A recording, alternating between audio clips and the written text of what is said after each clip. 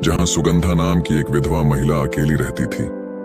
उसका पति कई वर्षों पहले एक दुर्घटना में चल बसा था और तब से उसका जीवन भक्ति और तपस्या में ही बीत रहा था। वह प्रतिदिन सूर्योदय से पहले उठती, गंगा में स्नान करती और अपने आंगन में तुलसी की पूजा करती।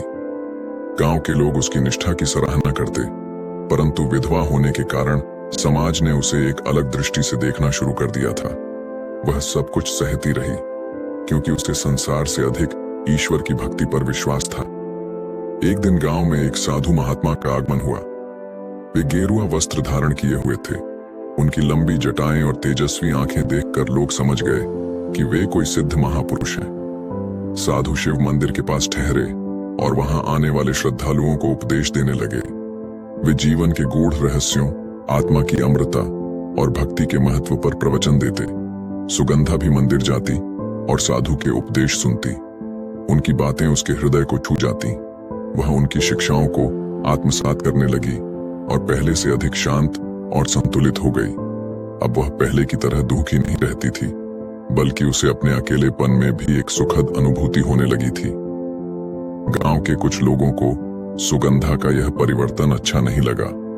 उन्होंने देखना शुरू किया कि वह साधु के प्रवचन सुनने नियमित रूप से मंदिर जाती है और कुछ समय वहां बिताती है। धीरे धीरे लोगों के मन में संदेह उत्पन्न होने लगा। एक अकेली विधवा और एक साधु का यूं मिलना उचित नहीं, जरूर कुछ गलत चल रहा होगा। इस तरह की बातें हवा में तैरने लगी। कुछ संकीर्ण मानसिकता वाले लोगों ने उसके चरित्र पर प्रश्न उठाने शुरू कर दिए। एक दिन जब वह मंदिर से लौट रही थी तो गांव की कुछ महिलाओं ने उसे घेर लिया। सुगंधा, विधवा होकर तुम इस तरह साधु के पास क्यों जाती हो? यह हमारे समाज की मर्यादा के विरुद्ध है। हमें लगता है कि तुम्हारा साधु से कोई विशेष संबंध है। तुम अपने सम्मान के बारे में नहीं सोचती। सुगंधा के लिए यह बहुत अपमानजनक था। उसकी आंखों में आंसू थे, लेकिन वह चुप रही।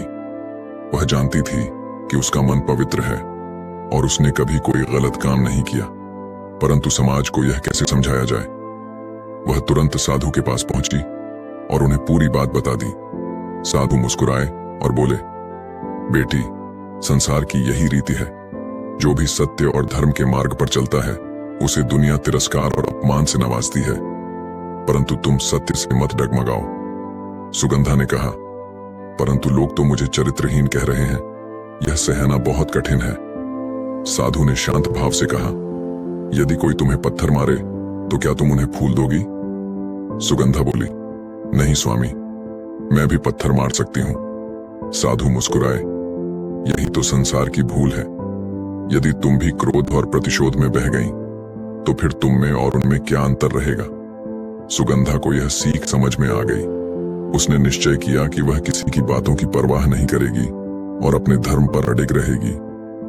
कुछ ही दिनों बाद गांव में महामारी फैल गई। लोग बीमार पड़ने लगे, लेकिन भय के कारण कोई किसी की सहायता करने को तैयार नहीं था। ऐसे में सुगंधा ने आगे बढ़कर बीमारों की सेवा करनी शुरू की। वह घर घर जाकर दवा और भोजन देने लगी। साधु ने भी योग और आयुर्वेदिक उपायों से गांव वालों का इलाज किया। धीरे धीरे उनकी मेहनत रंग लाई और गांव महामारी के प्रकोप से मुक्त हो गया। अब गांव वालों को अपनी गलती का एहसास हुआ। उन्होंने सुगंधा से क्षमा मांगी और साधु की महिमा को स्वीकार किया। कुछ समय बाद साधु ने सुगंधा से कहा, बेटी, अब मेरा यहाँ कार्य समाप्त हो गया है। अब मुझे अन्य स्थानों पर जाकर लोगों की सेवा करनी होगी। सुगंधा की आंखें भर आईं। स्वामी, मेरे पास अब कुछ नहीं बचा। साधु ने कहा, तुम्हारे पास तुम्हारी सेवा और भक्ति है, यही सबसे बड़ा धन है। सुगंधा ने साधु को प्रणाम किया और वे आगे बढ़ गए। अब सुगंधा के मन में कोई भय नहीं था। वह जान चुकी थी कि संसार की निंदा और प्रशंसा अस्थायी है, लेकिन सच्ची भक्ति और सेवा ही जीवन का सबसे बड़ा उद्देश्य है। उसने अपने शेष जीवन को लोगों की सेवा में समर्पित कर दिया। इस कहानी से हमें यह शिक्षा मिलती है कि सत्य के मार्ग पर चलने वाले को समाज का विरोध सहना पड़ता है, लेकिन अंततः सत्य और धर्म की ही जीत होती है। कहानी पसंद आई तो वीडियो को लाइक करके चैनल को सब्सक्राइब जरूर करें। धन्यवाद।